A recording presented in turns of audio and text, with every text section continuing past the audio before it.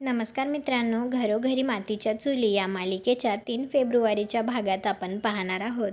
ऐश्वर्याचे वडील पोलिसाला म्हणत असतात, इथं माझी पोर सापडत नाही आणि तू कशाला फोन करतोय रे? तर पोलीस म्हणतो, मी ऐश्वर्याची माहिती द्यायलाच फोन केलाय तुम्हाला.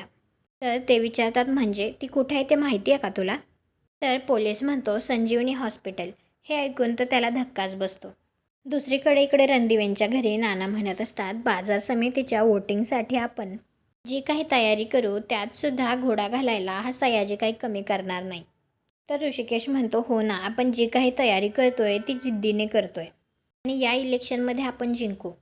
सौमित्र म्हणतो, जिंकलंच पाहिजे दादा, नाहीतर उरली सुरली सगळी आशा संपून जाईल.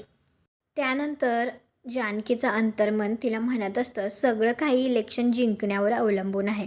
तुझं एक सत्य आणि तुझं सगळं घर कोलमडून जाईल. आणि त्यानंतर आता जानकी दरवाजा उघडते, त्यावेळी तिला बाहेर ऐश्वर्या दिसते आणि त्यामुळे जानकी जराशी घाबरते.